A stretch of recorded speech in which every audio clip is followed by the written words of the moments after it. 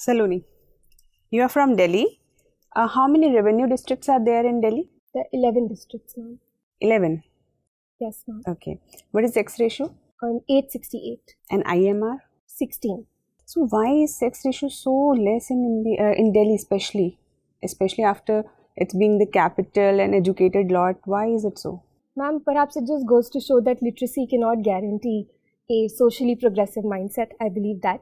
Second, ma'am, because Delhi is an affluent state, our per capita GDP is the second highest in the country. People have more access to sex-selective abortion methods, so that.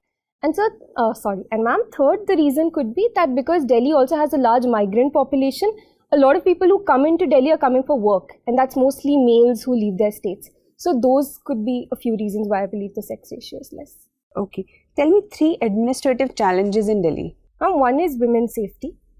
Second, administrative. Sorry, ma'am. One would be urban sprawl, uncontrolled urban growth that we see. Second would be that in terms of one nation, one ration card scheme that Delhi has not yet implemented, and the Supreme Court has recently asked Delhi to. So that would be the second. And ma'am, third would be the center and state relations, the new GNCTD Act which has come in. That is creating some sort of a challenge, I believe. So Delhi should be given statehood? I don't think so. I don't think Delhi should be given statehood. Okay. So what are the roles and responsibilities of registrar of a court? Ma'am, whenever a case is assigned to a judge in the Supreme Court, there are many things which need to be done. First is assigning that case to the adequate label, like a criminal case, a civil case, a family case, so on and so forth. Second would be that when the judgment is being given and when the judgment is given out, then ensuring the administrative work from the side of the court, like the documents or the paperwork, different types of diktats. So it's mostly an administrative role, ma'am. Okay.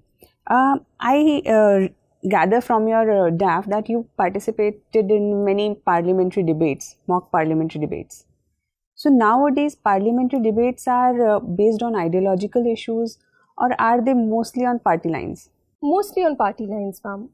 And I think on some issues we see ideological debates as well, but mostly on party lines. Can you give me some example? For example, when Article 370 was being discussed in the Parliament, I believe that was a little ideologically debated, while other issues like the GNCTD Act 2020 was debated more on party lines. So what is beneficial for our democracy? Ma'am, neither ideally. It should be issue-based, and what is in the merit for the people should be discussed. So ideally, I don't think either the ideology-based or a party-based is beneficial. Okay. So you also did work with Teach India. When education is the responsibility of state, then why is it that so many NGOs have to pitch in and fill in the gaps? Why? Ma'am, I think there are 2 ways of looking at this. One is that it points to a deficit in the delivery of education by the governments. Unfortunately, our governments have not been able to provide all the resources that are needed. But second, ma'am, I think it's good as well because these NGOs know the local demands of the people and they can augment the state's efforts so that more grassroots related change can happen. So I believe it's a symptom of certain deficiency, but it's also a good step in many ways. So what was your role in Teach India? Ma'am, I was an intern with the program for 3 months, 6 hours every week. We taught in an NGO and we taught 18 to 30-year-olds. So essentially English for employability, teaching them English which will help them get jobs, be it in BPOs, in restaurants, etc. And I was also the team leader of this intern group. So in Delhi? Yes, ma'am, in Delhi only. Okay. So let's take a case study. Your maid is getting beaten by her husband.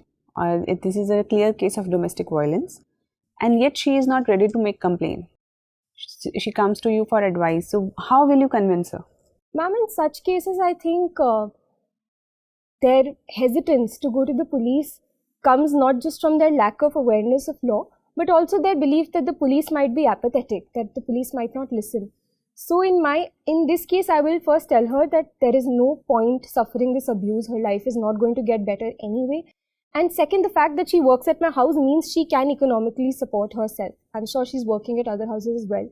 So I would help her. I would go to the police station with her myself so that perhaps she has some confidence. I understand it might be daunting to go alone. And if she has apprehensions about how she will survive without her husband, then I will see where I can help, perhaps enroll her in some skill development course of the government. Those are the steps I would take, ma'am.